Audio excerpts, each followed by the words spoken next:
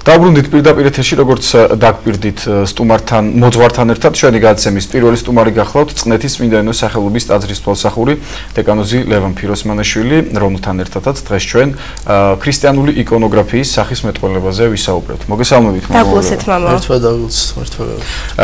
მამა ლევან, ვიდრე ჩვენ იკონოგრაფიულ სახის მეტყველებაზე და სიმბოლოებზე დავიწყებდეთ საუბარს, ალბათ სასურველი იქნება, რომ შევახსენოთ ჩვენ ერთგულ ტელემაყურებელს, თქვათ აი როდის შეიქმნა პირველი ხატი ქრისტიანულ მართლმადიდებლურ სამყაროში, რომელი საუკუნით თარიღდება, თქვათ იგი და რასთან არის დაკავშირებული მისი შექმნა?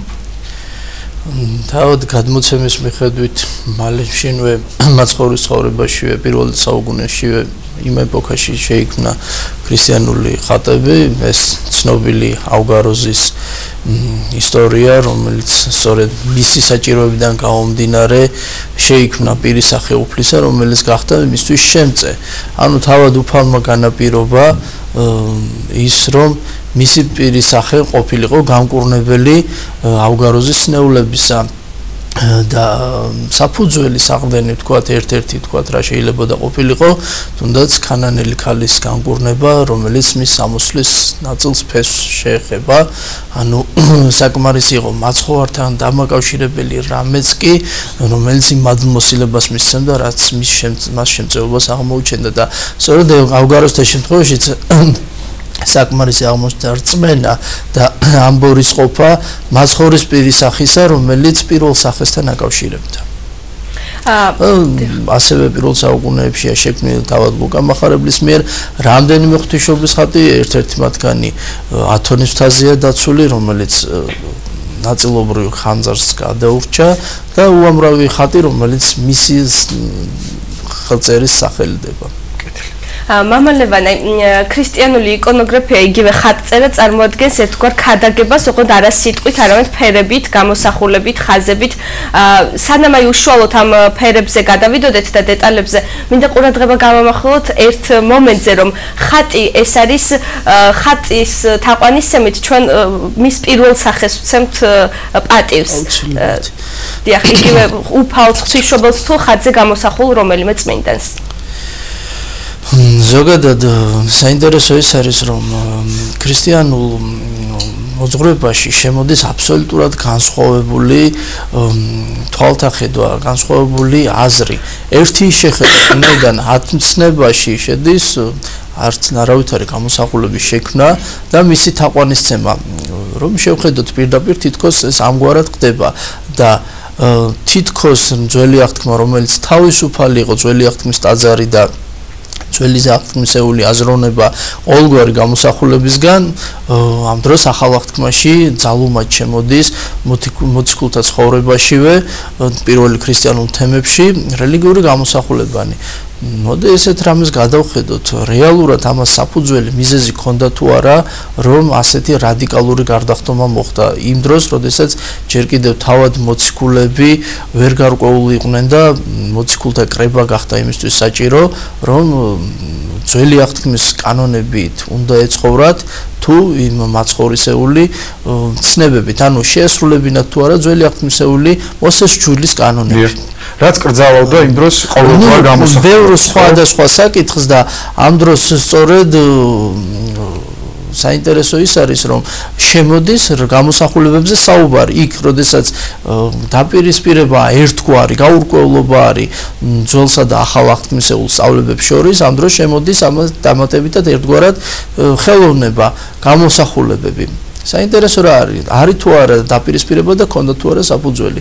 გადავხედოთ ძველ აღთქმას, საინტერესო ის არის, რომ ცნება, რომელიც მოსეს ებრაელებს ეძლევათ, რომ მათ არავითარი გამოსახულება თაყვანისცემის ობიექტად არ შეექმნათ, ამავე დროს თავად უფალი იქვე ჩვენ თუ ძველ აღთქმაში გადავხედავთ შულის წიგნებში აძლევს პირდაპირ მითითებას თუ როგორ უნდა მოშეიმკოს ტაძარი და როგორ სახის უნდა შეიქმნას შულის კიდობანი, რომელიც შემდგომ თაყვანისცემის ობიექტი და რომელსაც ქერუბიმებია. თავისთავად რელიგიური სხვადასხვა სახის გამოსახულებები თუ თუ იმ არსებისა, თუ გარკვეული სიმბოლო გამოსახულებები და საინტერესო ის იყო რომ ის იმდენად გრძალვის ობიექტი იყო, იმდენად თაყვანისცემის ობიექტი იყო, რომ მას თვით მღვდელსახურნი, ანუ ლევიტელნი ვერ ეხებოდნენ უშუალოდ, გრძელი სპეციალური ხის კეტები იყო, რომელსაც რგოლებში, სპეციალურ რგოლებში გაუყრიდნენ და ამგვარად ატარებდნენ. ანუ მოკრძალება თაყვანისცემის ობიექტის მიმართ ძალიან დიდი იყო და თავად ის იდგა წმინდათაში, რომელშიც მხოლოდ და მხოლოდ წელიწადში ერთხელ მღვდელთავარი შედიოდა და იქ სწორედ უფალი ეუბნება, რომ იქ გამოგაცხადებიო.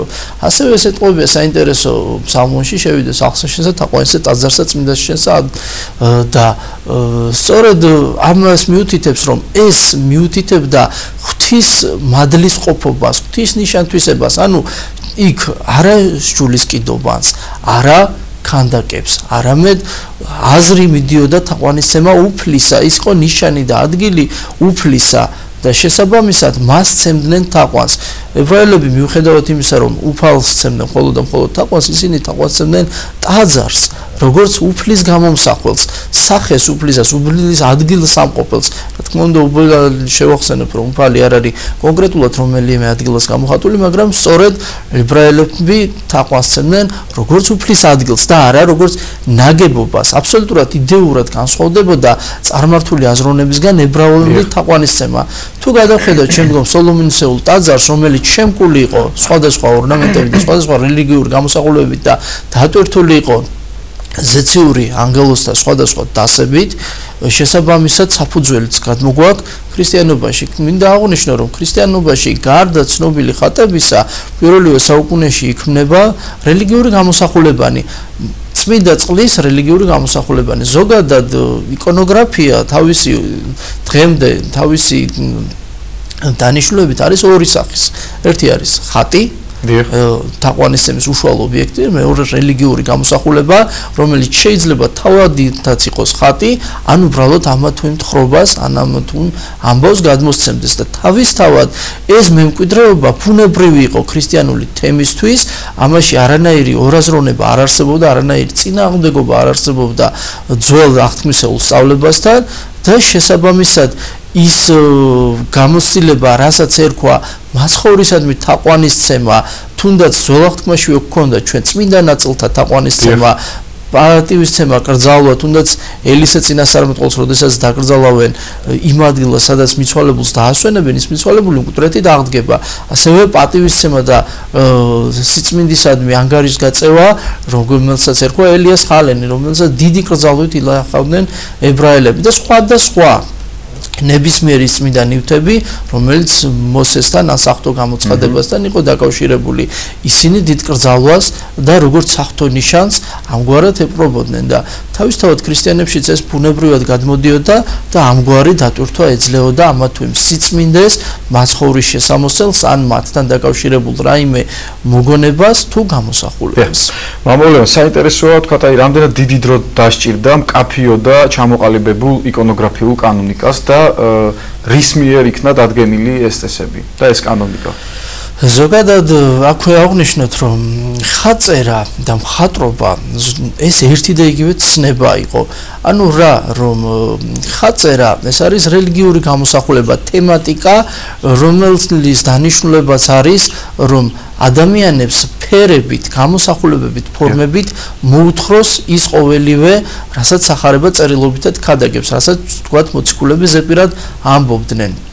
ამ შემთხვევაში, როგორც საგალობელი არის ხელოვნება, ერთგვარად თუ კი ხელოვნებას უწოდებთ, გადმოცემის უნარი გარკვეული სწავლებისა, რომელიც აქტიური იყო სხვათა შორის ძველ ეპოქაში, ასევე პოეზია, თუნდაც ის, რომ პირველ საუკუნეებში აქტიური იყო პოეტური ხელოვნებით, გადმოცემა ამა თუ იმ სახტო სწავლებისა და დღეს მაგალითად ნიმუშები, რომელიც ტროპარების სახით ჩვენ ვიცნობთ, დამახინჯებული ფორმით სტროფი, რომელსაც ჩვენ გამოვთქვამთ, სწორედ ეს ტროპარები წარმოადგენენ პოეზიის ნიმუშებს და თავისთავად ისინი გარკვეული რიტმებით, გარკვეული მელოდიით იწერებოდა და შესაბამისად წარმოადგენდა საშუალებას საღვთო სიტყვის სწავლების გადმოცემის. ასევე ამას ემსახურებოდა რელიგიური გამოსახულება, ეს იქნებოდა ფუნჯით, ეს იქნებოდა ხეზე, ქვაზე თუ ასე შემდეგ და ასე შემდეგ.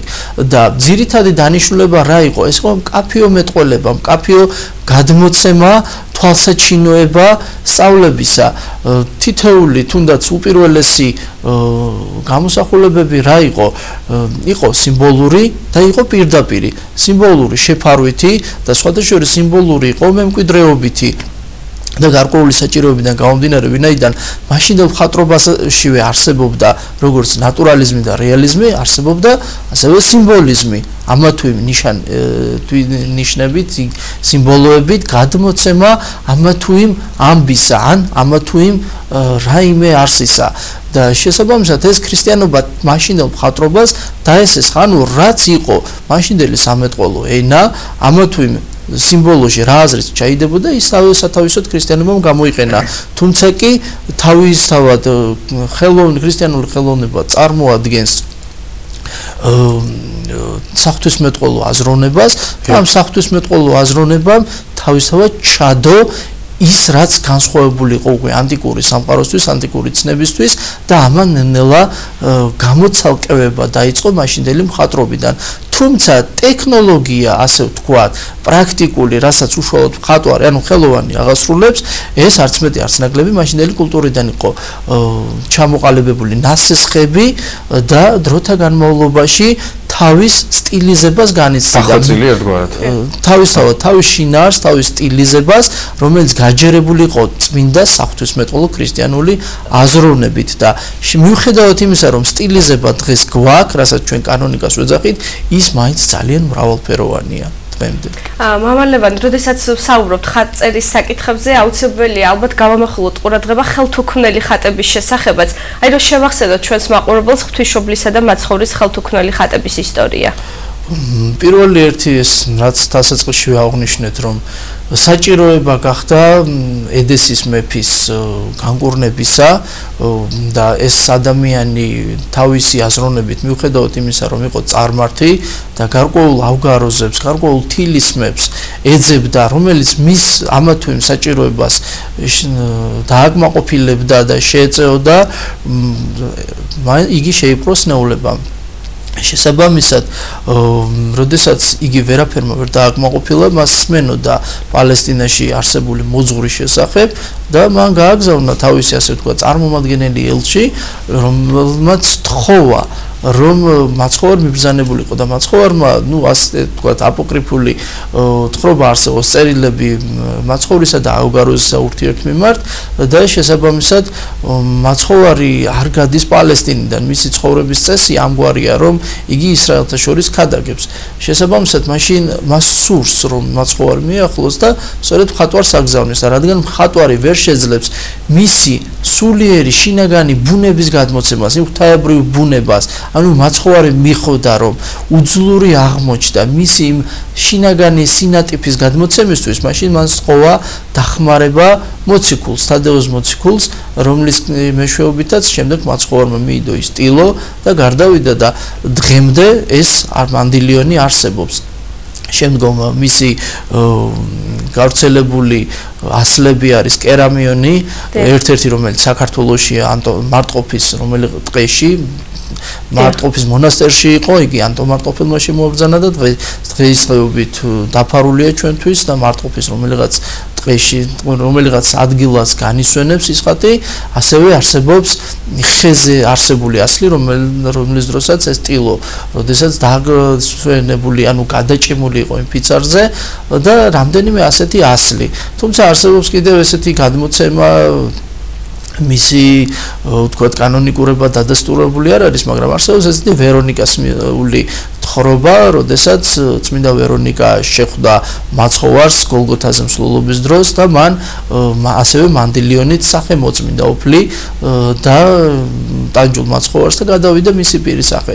ღვთისმშობლის ხატება რამდენიმე თავად ლუკა მოციქულისეული შესრულებული და მასაც ერთგვარად მიუხედავად იმისა რომ ის ხელით და ფუნჯით არის შესრულებული ხელთუქმნელი ეწოდება და ასევე ხატი რომელიც ღვთისმშობელმა მიიდო სახეზე და ამგვარი რამდენიმე გამოსახულება არსებობს სხვათა შორის არა მარტო მაცხოვრისა და ღვთისმშობლისა სხვადასხვა წმინდანებისა და ესენი უშუალოდ თაყვანისცემის ობიექტები იყო. კეთილი.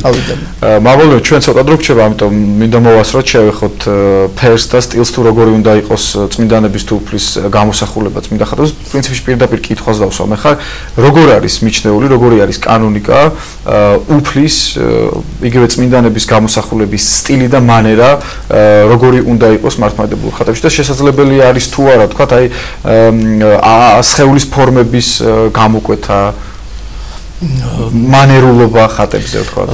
პირველ რიგში აღნიშნოთ, რომ იკონოგრაფიას თავისი დიდი ისტორია აქვს და ამიტომ იგივე დასესხები როგორც აღნიშნეთ, რომ დასესხებია სამხატვრო პირველი მხატვრული მემკვიდრეობიდან, აქ ჩვენ ხაზი გავუსვათ, რომ მისი მრავალსახეობაც თავისთავად დიდი არის. ისი ისტორია, განვითარებული საფეხურები და ხატი თავის თავში შეიცავს ორ მხარეს. ერთი აზრის გადმოცემას და მეორე პორტრეტულობას და შესაბამისად ამისი მემკვიდრეობა ესე ხელაღებით ვერ ვიტყვით ჩვენ რომ უნდა გამოირიცხოს უშუალოდ სხეულის ნაკვთები. რა თქმა უნდა რეალიზმი ხაწერაში არ მოითხოვება თუმცა კი ჩვენ როდესაც სინას მხატვრობას გადავხედავთ იქ არც მეტი არც ნაკლები დღევანდელ თანამედროვე პორტრეტულ სტილთან ძალიან ახლოს არის ვინაიდან ის ემსახურებოდა ზუსტად გადმოცემას ამა თუ იმ წმიდისა და მთავარი რაც არის რომ ხშირად ხაწერაში გადმოიცემა აზრი და იდეა ეს ნათლად ჩანს პროვინციულ მიმართულებებში რომელიც ამა თუ იმ მიზეზის გამო წარმოიშობოდა ამა თუ იმ რეგიონში და შესაბამისად უპირველესად გადმოიცემა და აზრი და ამას ერთგვარი გამართლება ისიც ერთვოდა გარდა თქვათ მხატვრის უნართვისებისა აზრი და გამართლება ეკლესიის მიმართ ერთვოდა ის რომ თავისთავად თქვათ ზეციურ ძალთა შესახებ რომ ვისაუბროთ შეუძლებელია ზეციური არსი ჩვენ სრულყოფილებად გადმოცეთ ამიტომ თავარია მოვთხროთ აზრი მაყურებელს რა მნიშვნელობა აქვს და რა სიმბოლური დატვირთვა აქვს მართლმადიდებლურ იკონოგრაფიაში ფერს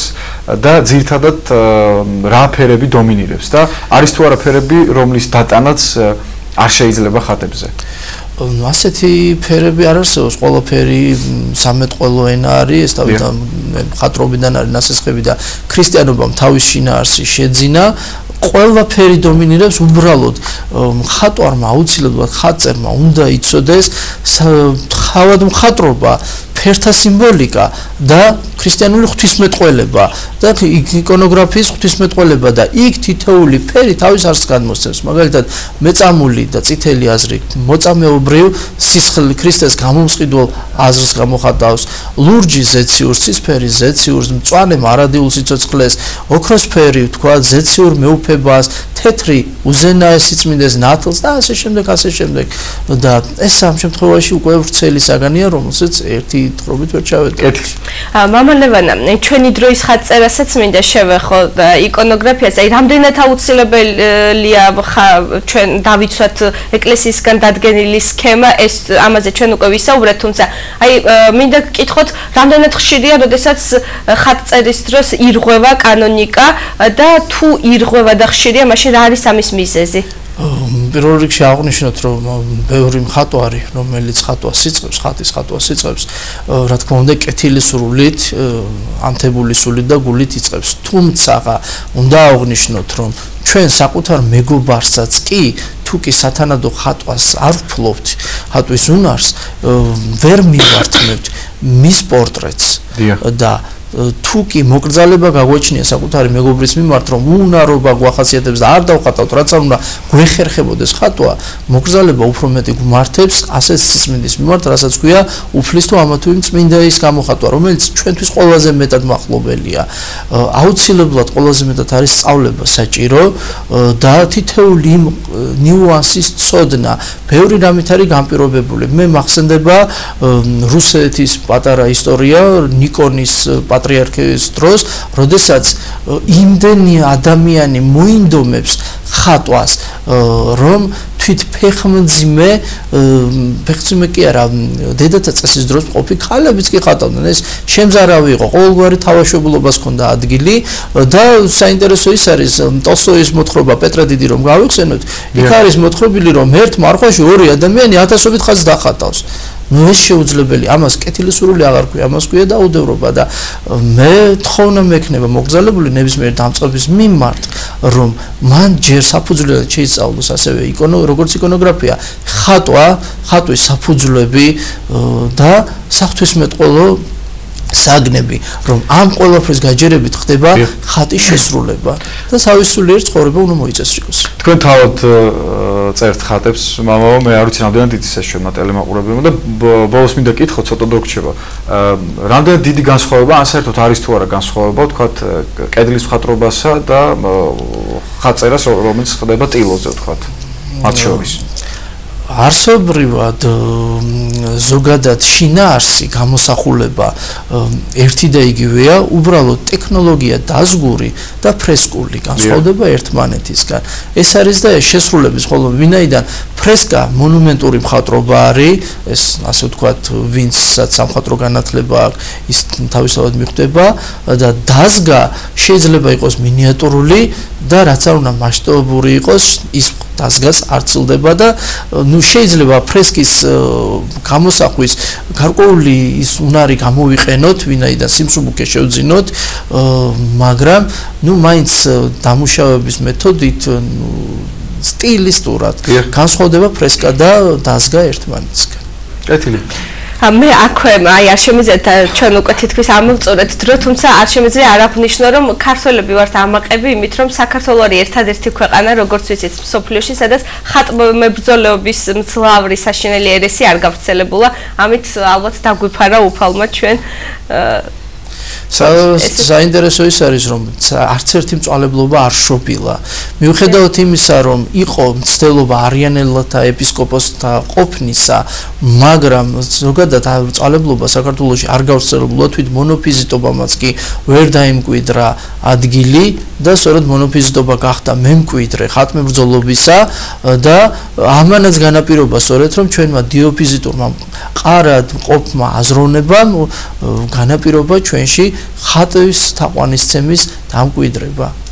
კეთილი, ჩვენ დავასრულოთ. თემა ძალიან საინტერესო და ძალიან ვრცელია. ბუნებრივია, აი ამ დროში ჩვენ ვერ ამოწურავდით. კითხვა ძალიან ბევრია, ასე მე დარწმუნებული ვარ, ძალიან ბევრ საინტერესო პასუხს მოვისმენდით.